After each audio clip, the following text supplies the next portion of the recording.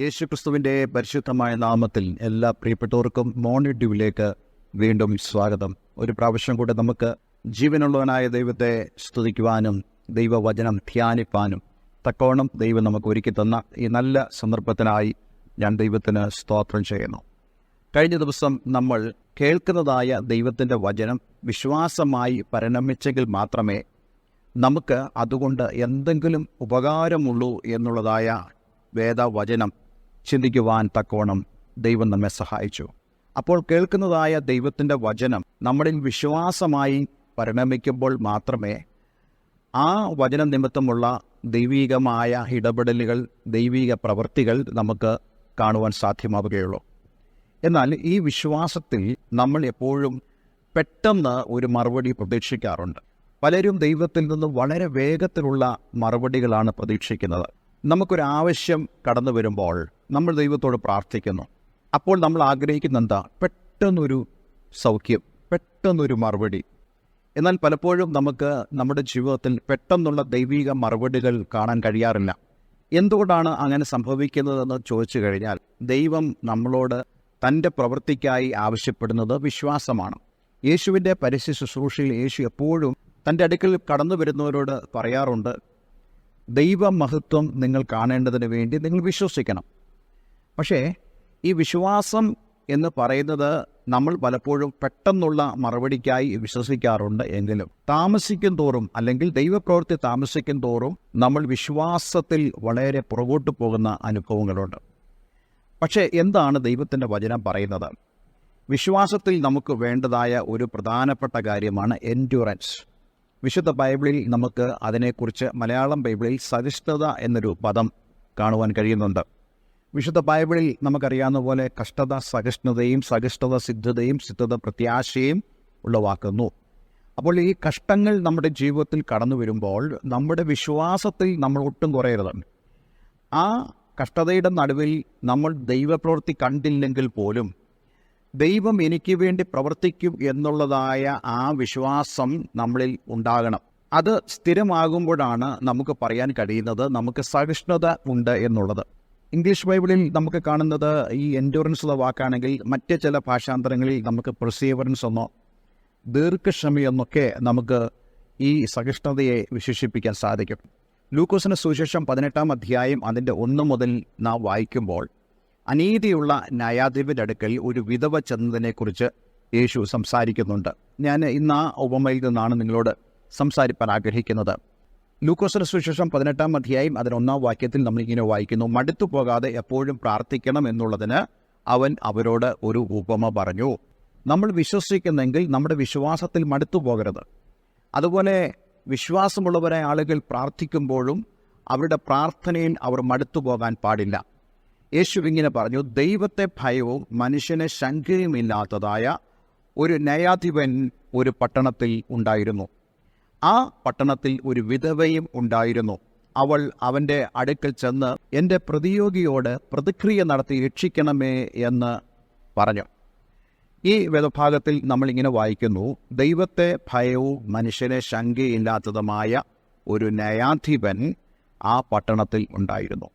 വാസ്തവത്തിൽ ന്യായാധിപൻ എന്ന അദ്ദേഹത്തെ വിളിക്കാൻ കഴിയത്തില്ല. കാരണം ദൈവത്തെ ഭയവുമില്ല, മനുഷ്യനെ ശങ്കയുമില്ലാത്തതുകൊണ്ട് അവൻ ഒരിക്കലും ന്യായമായി വിധിക്കുന്നതായ ഒരു ന്യായാധിപനല്ല. മനുഷ്യനെ ഭയമുണ്ടെങ്കിൽ, ദൈവത്തെ ഭയമുണ്ടെങ്കിൽ അവൻ തീർച്ചയായിട്ടും ന്യായപരമായി മാത്രമേ വിധിക്കുകയുള്ളൂ. അല്ലെങ്കിൽ ആരാണോ ഈ ജഡ്ജിക്ക് കാശ് കൊടുക്കുന്നത്, ആരാണോ ഈ വ്യക്തിയെ സ്വാധീനിക്കാൻ കഴിയുന്നത്, അവർക്കനുകൂലമായി ഈ ന്യായാധിപൻ വിധിക്കാനിടയായിത്തീരും. അപ്പോൾ ഈ പട്ടണത്തിൽ തന്നെ ഒരു വിധവയുണ്ടായിരുന്നു എന്ന് നമുക്ക് കാണാൻ കഴിയുന്നുണ്ട്. നമുക്കറിയാവുന്ന പോലെ വിധവയ്ക്ക് ആരും ആശ്രയമില്ല. പക്ഷേ ഇവിടെ നമ്മൾ വായിക്കുന്നു, അവൾക്ക് ഒരു പ്രതിയോഗി ഉണ്ടായിരുന്നു. അവളുടെ ജീവിതത്തിൽ ഒരിക്കലും മുന്നോട്ട് പോകാൻ കഴിയാതെ വണ്ണം അവളെ പിടിച്ചു നിർത്തുന്നതായി ഈ പ്രതിയോഗി. അത് ഒരു പുരുഷനാണോ സ്ത്രീയാണോ എന്ന് നമുക്കറിയത്തില്ല. പക്ഷേ തൻ്റെ കാര്യം ഈ വിധവ ചെന്ന് അനീതിയുള്ള ഈ ന്യായാധിപനോട് പറഞ്ഞു. നോക്കിക്കേ, ഈ വിധവയ്ക്കും നല്ല ബോധ്യമുണ്ട് താൻ ആരുടെ അടുക്കലാണ് പോകുന്നത്. വിധവയ്ക്കറിയാം അനീതിയുള്ള ന്യായാധിപൻ്റെ അടുക്കൽ, അതായത് മനുഷ്യനെ ശങ്കയും ദൈവത്തെ ഭയമില്ലാത്ത മനുഷ്യനടുക്കലേക്കാണ് പോകുന്നതെന്ന് വിധവയ്ക്കറിയാം. പക്ഷേ അദ്ദേഹമാണ് ഈ പട്ടണത്തിൻ്റെ ന്യായാധിപൻ എന്ന് പറയുന്നത്. അപ്പോൾ ഈ വിധവ തൻ്റെ പ്രതിയോഗിയിൽ നിന്നും ഒരു രക്ഷ കാണുന്നത് ഈ ന്യായാധിപനിലൂടെയാണ്. അതുകൊണ്ട് തന്നെ അവൾ ഈ ന്യായാധിപൻ്റെ അടുക്കലേക്ക് ചെന്നിട്ട് പറഞ്ഞു, എൻ്റെ പ്രതിയോഗിയോട് പ്രതിക്രിയ നടത്തി രക്ഷിക്കണമേ. 4-ാമത്തെ വാക്യം ഇപ്രകാരം വായിക്കുന്നു, അവന് കുറേ കാലത്തേക്ക് മനസ്സില്ലായിരുന്നു. ഈ വിധവയുടെ സങ്കടമൊക്കെ ഈ ന്യായാധിപൻ കേട്ടെങ്കിലും കുറേ കാലത്തേക്ക് മനസ്സില്ലായിരുന്നു. എന്ന് പറഞ്ഞാൽ ഈ ഒരു വിഷയത്തെ അവൻ ഗൗനിച്ചില്ല. പക്ഷേ ഇവിടെ നമുക്ക് വായിക്കാൻ കഴിയുന്നു, എനിക്ക് ദൈവത്തെ ഭയവും മനുഷ്യന് ശങ്കയുമില്ല എങ്കിലും ഈ വിധവ അസഹ്യമാക്കുന്നതുകൊണ്ട് ഞാൻ അവളെ പ്രതിക്രിയ നടത്തി രക്ഷിക്കും, അല്ലെങ്കിൽ അവൾ ഒടുവിൽ വന്ന് എന്നെ മുഖത്തടിക്കുമെന്ന് ഉള്ളുകൊണ്ട് പറഞ്ഞു. അപ്പോൾ ഈ ന്യായാധിപന് തന്നെ വ്യക്തമായ ബോധ്യമുണ്ട്, തനിക്ക് ദൈവത്തെ ഭയമില്ല, മനുഷ്യന് ശങ്കയുമില്ല. പക്ഷേ അവനൊരു കാര്യം പേടിക്കുന്നു. എന്താണ്? ഈ വിധവ കൂടെ ചെന്ന് ഈ കാര്യം പറയുക. ന്യായാധിപ, എൻ്റെ കാര്യം എങ്ങനെയായി? നീ പ്രവർത്തിക്കില്ലേ? പ്രവർത്തിച്ചേ മതിയാവുകയുള്ളൂ. ഞാൻ പിന്നെയും വരുമെന്ന് ഇവൾ ഈ ന്യായാധിപനോട് പറയുക. അതുകൊണ്ട് ഈ ന്യായാധിപൻ അസഹ്യപ്പെട്ടിട്ട് പറയുന്നു, ഞാൻ ഇവളെ സഹായിക്കും, ഇവളുടെ പ്രതിയോഗിയിൽ നിന്നും ഇവളെ രക്ഷിക്കുമെന്ന് ആ ന്യായാധിപൻ പറയുക. എന്തുകൊണ്ടാണ് അങ്ങനെ ഒരു തീരുമാനത്തിലേക്ക് ഈ ന്യായാധിപൻ വരുവാനിടയായി തീർന്നത്? നമുക്ക് കാണാൻ കഴിയുന്നുണ്ട്, ഇവളുടെ എൻഡ്യൂറൻസ്, ഇവൾ കാണിക്കുന്നതായി സഹിഷ്ണുത, ഇവൾ കാണിക്കുന്നതായി ദീർഘക്ഷമ. എന്നിട്ട് യേശു കർത്താവ് നമ്മോട് പറയുന്നു, അനീതിയുള്ള ന്യായാധിപൻ പറയുന്നത് കേൾപ്പീൻ. 7-ാം വാക്യത്തിൽ, ദൈവമോ രാപ്പകൽ തന്നോട് നിലവിളിക്കുന്ന തൻ്റെ വൃതന്മാരുടെ കാര്യത്തിൽ ദീർഘക്ഷമയുള്ളവൻ ആയാലും വേഗത്തിൽ അവരെ പ്രതിക്രിയ നടത്തി രക്ഷിക്കുമെന്ന് ഞാൻ നിങ്ങളോട് പറയുന്നു. അപ്പോൾ എന്താണ് ഇവിടെ നമുക്ക് കാണാൻ കഴിയുന്നത്? ദൈവം ദീർഘക്ഷമയുള്ളവനാണ്. ദൈവത്തിൻ്റെ ഒരു സ്വഭാവമാണ്. ദൈവം സഹിഷ്ണുത കാണിക്കുന്നവനാണ്. ദൈവം വെയിറ്റ് ചെയ്യുന്നവനാണ്. പക്ഷേ ആ ദൈവത്തിൻ്റെ ആ സഹിഷ്ണുതയോട് പലപ്പോഴും നമുക്ക് യോജിക്കാൻ കഴിയാതെ പോകുന്നതായ അനുഭവമുണ്ട്. എനിക്കറിയാം, പല ആളുകളും അങ്ങനെയുള്ള അനുഭവത്തിലൂടെ കടന്നു പോകുന്നവരാണ്. ദൈവത്തിൻ്റെ സഹിഷ്ണുതയുമായിട്ട് അല്ലെങ്കിൽ ദൈവത്തിൻ്റെ ദീർഘക്ഷമയുമായിട്ട് നമുക്ക് യോജിച്ചു പോകാൻ കഴിയത്തില്ല. പക്ഷെ ഒരു കാര്യം ഞാൻ നിങ്ങളോട് പറയട്ടെ, ഒന്നും ദോഷമായി തീരത്തില്ല. ദൈവം ദീർഘക്ഷമ കാണിക്കുന്നെങ്കിൽ, ദൈവം കാലതാമസം വരുത്തുന്നുണ്ടെങ്കിൽ അതെല്ലാം നന്മയ്ക്കാണ്. പക്ഷേ ഇവിടെ കർത്താവ് പറയുന്നു, നിങ്ങളുടെ പ്രാർത്ഥനയാണ് അല്ലെങ്കിൽ നിങ്ങളുടെ സഹിഷ്ണുതയാണ് കാര്യങ്ങളെ വ്യത്യാസപ്പെടുത്തുന്നത്. അതുകൊണ്ട് ഞാൻ നിങ്ങളോട് പറയട്ടെ, വിശ്വാസത്തിൽ നമ്മൾ ദീർഘക്ഷമ കാണിക്കണം, വിശ്വാസത്തിൽ തുടർന്നുകൊണ്ടേയിരിക്കണം എന്ന് മാത്രമല്ല, നമ്മൾ പ്രാർത്ഥിക്കുന്നവരായും തീരണം. എങ്കിൽ മാത്രമേ ദൈവത്തിൻ്റെ പ്രവൃത്തിയെ നമുക്ക് വേഗത്തിലാക്കുവാൻ കഴിയുകയുള്ളൂ.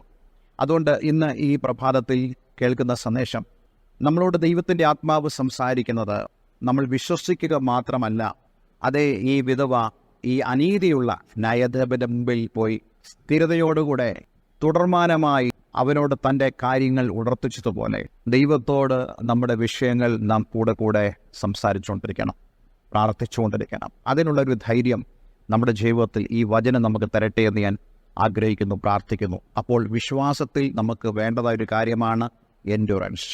കാത്തിരിക്കുക, പ്രാർത്ഥിക്കുക, ദൈവമുഖം അന്വേഷിക്കുക. അതിനായി കർത്താവ് നമ്മെ സഹായിക്കട്ടെ. ഒരു വാക്ക് നമുക്ക് പ്രാർത്ഥിക്കാം. സ്വർഗ്ഗപിതാവേ, ഇന്ന് ഞങ്ങളെ കേൾപ്പിച്ച ഈ വചനത്തിനായി സ്തോത്രം. ഈ വചന നിമിത്തമുള്ള ദൈവിക അനുഗ്രഹങ്ങൾ അങ്ങയുടെ മക്കൾ അനുഭവിക്കട്ടെ. കർത്താവെ, വിശ്വാസത്തിൽ സ്ഥിരത പൂണ്ട് ദൈവസന്നിധിയിൽ സ്ഥിരതയോടുകൂടെ പ്രാർത്ഥിക്കുന്നവരായി തീരുവാൻ എന്നെ കേൾക്കുന്ന പ്രിയമുള്ളവരെ അങ്ങ് സഹായിക്കണമേ. പ്രാർത്ഥന കേട്ടതിന് നന്ദി. യേശുവിൻ നാമത്തിൽ തന്നെ. ആമേൻ, ആമേൻ. ഇന്നത്തെ വചനം നിങ്ങളുടെ ജീവിതത്തിൽ അനുഗ്രഹപ്രദമായി തീർന്നു എന്ന് ഞാൻ വിശ്വസിക്കുന്നു. ഈ സ്ക്രീനിൽ കാണുന്ന ഫോൺ നമ്പറിൽ നിങ്ങൾക്ക് ഞങ്ങളെ കോൺടാക്റ്റ് ചെയ്യാം. എല്ലാവരും ദൈവം അനുഗ്രഹിക്കട്ടെ. Have A nice day. God bless you all. Thank you for watching Morning Dew. Kindly tuned up for next day messages.